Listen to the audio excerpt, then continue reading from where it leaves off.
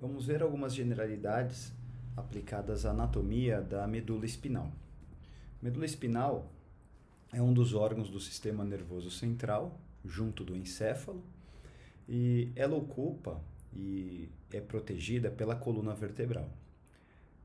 Essa medula ela começa na altura do maior forame do crânio, o limite superior dela.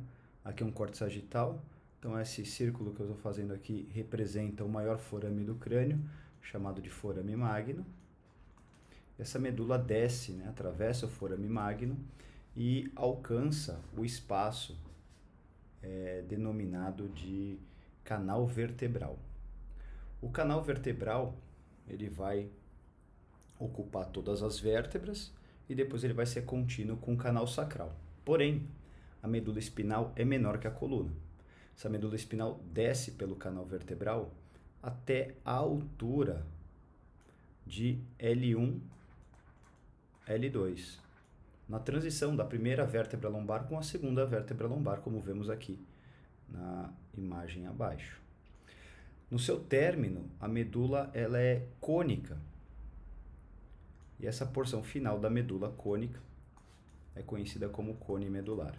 Desta forma, o cone medular ele fica na altura da transição da primeira vértebra lombar com a segunda vértebra lombar. Abaixo de L1 e L2, nós não vamos mais encontrar a medula espinal, mas encontramos sim os filamentos nervosos que se direcionam para a região lombar e para os membros inferiores.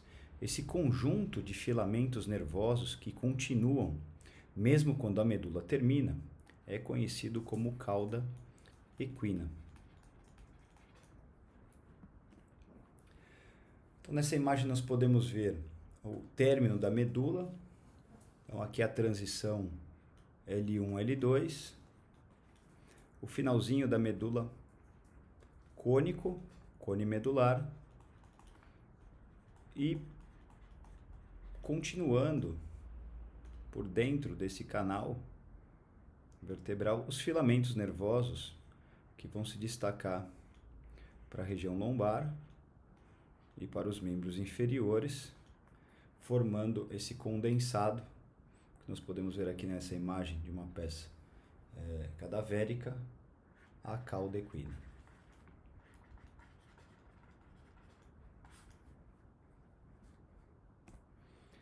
Essa medula espinal ela não é homogênea em sua circunferência do começo ao fim.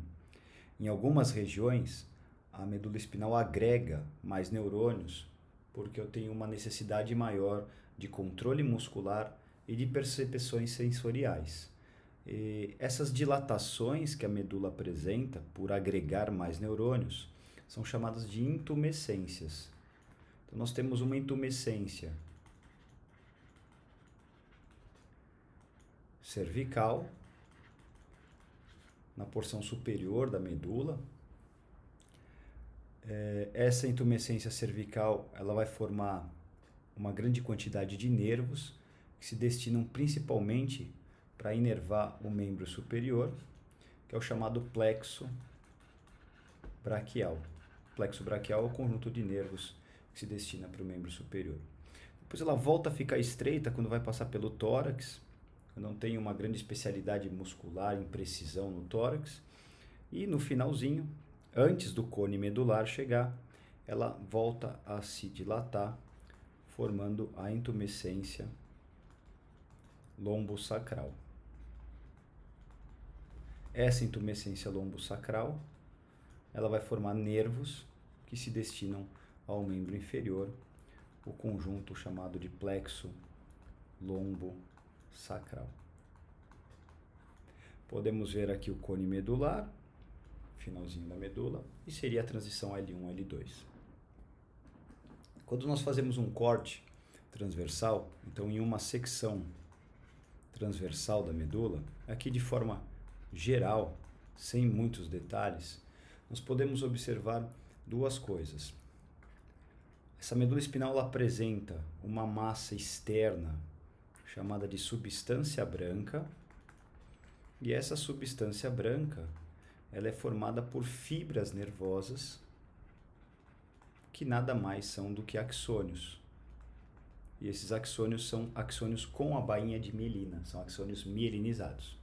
Então, essa substância branca, ela se apresenta na parte externa da medula. Internamente, a medula vai apresentar uma substância chamada de substância cinzenta. A substância cinzenta da medula é composta por glia, por células gliais e corpos de neurônios, mais neurônios amielínicos. Então, a massa cinza fica internamente. Essa massa cinza interna, ela tem o formato de uma letra H, chamado de H medular. Vamos começar por ele. O H medular, ele vai apresentar uma projeção de cada lado posterior, isso na medula inteira, e essa projeção é conhecida como corno ou coluna posterior, e essa região agrega neurônios sensitivos. Vai apresentar uma projeção de cada lado anteriormente, na medula inteira, conhecida como corno anterior, e o corno anterior, ou coluna anterior, tem e abriga neurônios motores somáticos, neurônios que vão para os músculos estriados esqueléticos. Na região torácica e na parte lombar alta, a medula vai apresentar projeções laterais. Então, esses cornos, né? O corno lateral chamado, ou coluna lateral, não vai ser encontrado na medula inteira. Ele apresenta corpos de neurônios do sistema nervoso autônomo da divisão chamada divisão simpática. Já a substância branca, ela vai se formar externamente. Nós podemos dividir a substância branca em 3 porções. Uma porção lateral de cada lado, aqui a representação do outro lado, direita e esquerda. Uma porção anterior de cada lado e uma porção posterior. Esse cordão branco, né, esses 3 cordões brancos, A, B e C, são chamados de funículos. Funículo quer dizer cordão. O funículo posterior, que é formado por axônios mielínicos e vão passar por trás da medula. Então, aqui na minha legenda é a porção A de cada lado. O funículo lateral, B de cada lado. E o funículo anterior, de cada lado, direito e esquerdo, que eu vou marcar com C. Então, por exemplo, por esses funículos passam informações que vão da medula para o cérebro ou que vêm do cérebro para a medula. Informações que sobem são chamadas de aferentes e as informações que descem são chamadas de eferentes. Por exemplo, nesse funículo lateral, nós temos a descida das informações motoras, o cérebro enviando fibras que descem pela porção lateral da medula para controlar os músculos estriados esqueléticos. Mas também nesse funículo lateral sobe as informações referentes à dor e temperatura. Isso significa que o trânsito de informações da medula em direção ao cérebro e do cérebro em direção à medula se estabelece por meio desses funículos. São as chamadas vias aferentes e vias eferentes. Essa medula ela vai formar os seus nervos espinais, são 31 pares de nervos espinais, e esses nervos espinais, todos eles apresentam características motoras e sensitivas, são chamados de nervos mistos. Nessa medula, para a gente entender essa formação do nervo espinal simples, vou demonstrar aqui, porção anterior, porção posterior, então motora na frente, sensitiva atrás, né, no quesito substância cinzenta. E nessa substância cinzenta, aqui no corno anterior da medula, eu vou encontrar corpos de neurônios motores, aqui está o corpo do neurônio motor, e o axônio dele, ele se projeta para formar a chamada raiz anterior do nervo espinal. Então, a raiz anterior do nervo espinal, ela é, vou pôr um Mzinho aqui, motora. Na porção posterior aqui, eu vou ter um gânglio. Gânglio é uma dilatação periférica do sistema nervoso, formada por corpo de neurônio. Então, aqui tem vários corpos de neurônios. Esse neurônio ele tem um axônio pequenininho, com um prolongamento que vai até a medula, para levar a informação até a parte posterior do H medular, até o corno posterior do H medular, e um outro prolongamento que vai se projetar em direção ao receptor periférico, para captar a sensibilidade. Essa porção é sensitiva. Então, essa partezinha aqui, que se conecta com a medula, é a raiz posterior do nervo espinal. Essa raiz posterior, ela é sensitiva. Na raiz posterior, nós encontramos o gânglio sensitivo, que é formado por corpos de neurônios sensitivos. E por que o nervo passa a ser misto, motor e sensitivo? Porque essa raiz posterior vai se unir com a raiz anterior. Então, a posterior é motora, a anterior é sensitiva, e a união das duas vai formar o nosso nervo espinal de característica mista. Grandes nervos espinais e famosos, como o nervo mediano, da síndrome do túnel do carpo, ou o nervo isquiático, conhecido popularmente como ciático, tem essa formação básica. Desta forma, para lembrar, existe a lei chamada Lei de Bell. Charles Bell foi um grande anatomista, neurologista, e ele acabou relatando que a raiz posterior do nervo espinal, ela é sempre sensitiva. A raiz anterior do nervo espinal é sempre motora. E quando as duas raízes se unem, eu formo um nervo misto. Olha a importância. Se eu tiver arrancamento, o arrancamento chama-se avulsão. A avulsão da raiz posterior, a lesão da raiz posterior, causa sintomatologia sensorial alterada, porque ela é sensitiva. Se acontecer na anterior, ocorre prejuízo motor. Agora, se acontecer no nervo, eu tenho a disfunção motora e sensitiva. Se nós observarmos aqui, o nervo vai captar informações da pele, por exemplo, e também enviar informações para o músculo estriado esquelético. Como a medula não é do mesmo tamanho da coluna, a medula é menor, nós precisamos estabelecer uma regra para as lesões medulares. O primeiro passo é entender que, apesar da medula ser menor do que a coluna, essa medula, vou pôr aqui assim, a medula, ela apresenta segmentos. Segmentos é a parte da medula relacionada com um nervo, com um par de nervo. Então, são 31 pares de nervos, são 31 segmentos medulares. Quantos segmentos medulares nós temos em quais regiões? Então, nós temos os segmentos cervicais, que estão aqui em verde, os segmentos torácicos, que estão aqui em azul claro, os segmentos lombares, que estão em roxo, e os segmentos sacrais e coxígeos, que estão em vermelho. É interessante porque, apesar da medula terminar em L1, vértebra L1, ela tem segmentos lombares, segmentos sacrais e coxígeos. Ela tem os mesmos segmentos da coluna, só que num tamanho menor. Quantos segmentos cervicais são? São 8 segmentos. Mas são 7 vértebras cervicais. E por que tem 8 segmentos? Porque o primeiro segmento cervical sai entre o crânio e a primeira vértebra. Então, eu vou ter a criação de um segmento a mais medular. São 8 segmentos cervicais.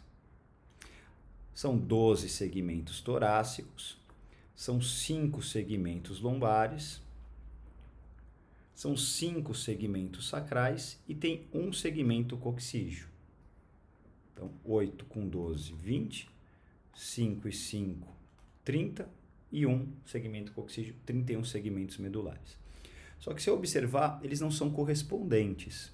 com as vértebras. Por exemplo, aqui se eu pegar a terceira vértebra torácica e observar aqui, ó, o nervo torácico que está passando próximo da vértebra torácica, ele está conectado à medula aqui em cima, ó. Então, a vértebra torácica 3 não tem correlação com o segmento torácico 3 da medula, porque a medula é menor. E como que nós vamos relacionar vértebra e medula? Por exemplo, o paciente tem um trauma raquicoluna medular. Aí ele tem um trauma raquimedular, por exemplo, na sexta vértebra torácica. Sexta vértebra torácica. E como é um trauma raquimedular, eu tenho lesão medular associada. Com qual segmento da medula essa vértebra torácica 6 está relacionada, para eu poder fazer uma avaliação física melhor e entender as sequelas do paciente? Então, existe uma regra prática, ela não é 100% exata, mas ela funciona bem, que é a regra de Peale, para a chamada topografia vértebro medular. Topografia vértebro-medular é relação vértebra-medula. E a regra é assim, ó. Vamos colocar aqui vértebra, que a gente vai acabar identificando a lesão pela vértebra. E aqui o segmento medular correspondente. Segmento medular. Então essa é a relação da vértebra com o segmento medular. Bom, se a lesão da vértebra for entre a segunda vértebra, C2, até a vértebra T10, para eu encontrar o segmento medular, eu somo mais 2 ao número da vértebra. E aí eu vou ter o segmento medular específico. Por exemplo, no nosso caso, uma lesão na vértebra T6, ela vai comprometer o segmento medular, mais 2, né? Mais 2, o segmento medular T8. Então, ela vai comprometer o segmento torácico 8 da medula, quando eu tenho uma fratura da vértebra T6. Se eu tiver um paciente com uma lesão vertebral em C4, na quarta vértebra, bom, quarta vértebra cervical está dentro dessa margem aqui. Eu acrescento mais 2, eu tenho o segmento medular. Então, meu segmento medular é o cervical 6. 4 mais 2, 6. Ou seja, se eu tiver uma lesão da 10ª vértebra, o segmento medular comprometido é o segmento T12, o segmento torácico 12. A regra não acaba aí. Aí nós temos, quando ocorre lesão da vértebra T11 e da vértebra T12. T11 e T12. Vértebra T11 e vértebra T12, se eu observar aqui, nessa imagem à esquerda, essas duas vértebras, elas se relacionam com todos os segmentos lombares.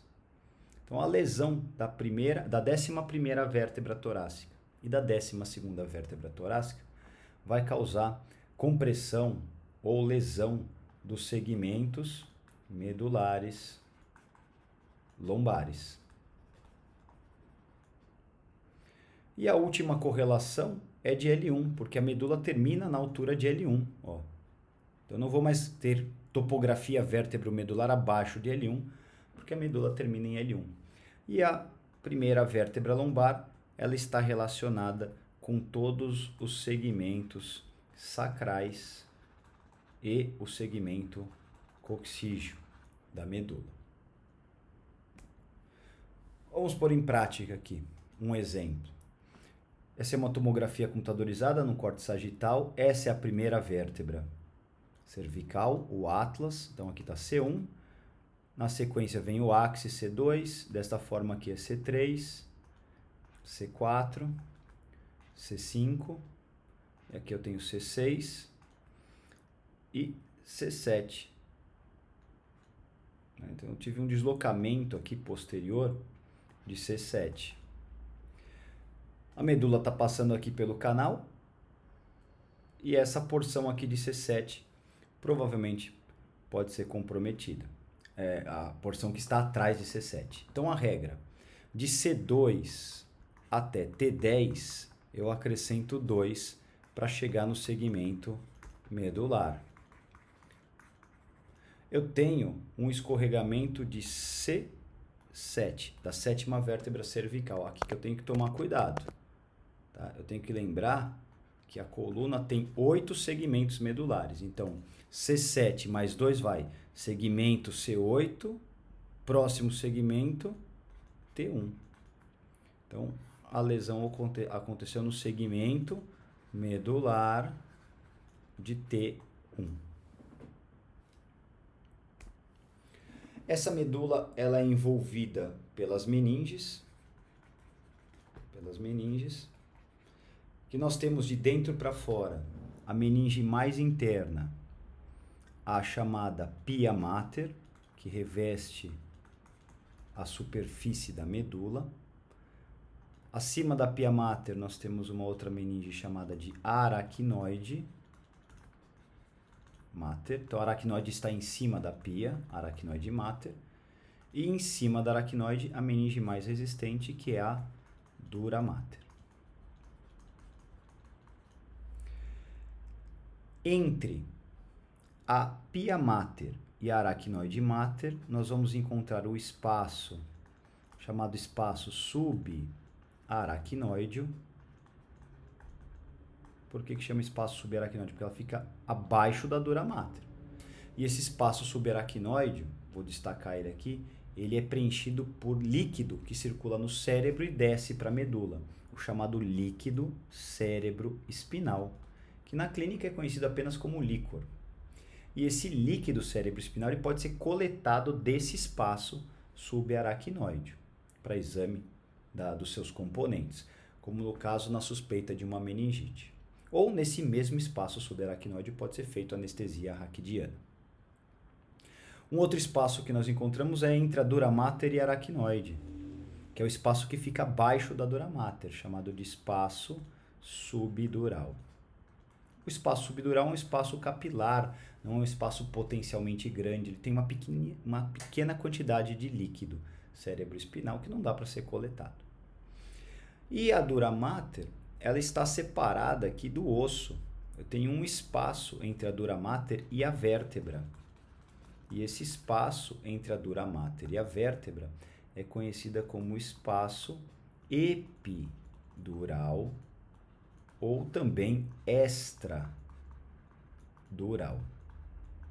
que é justamente onde ocorre o processo anestésico, né, chamado anestesia epidural.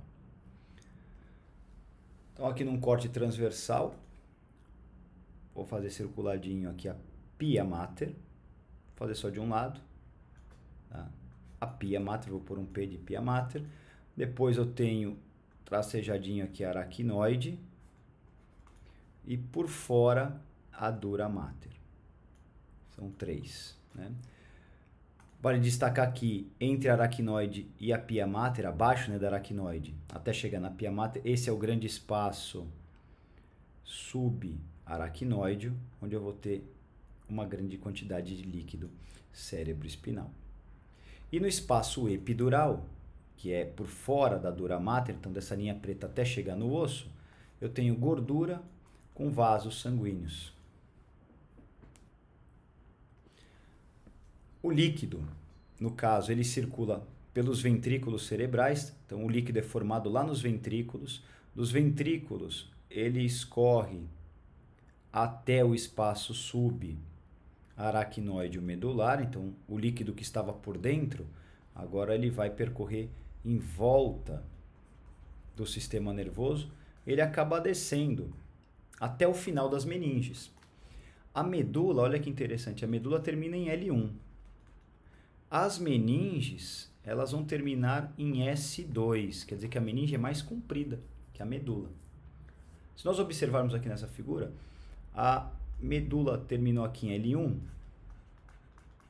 mas a meninge, a aracnoide e a dura mater, elas são mais compridas.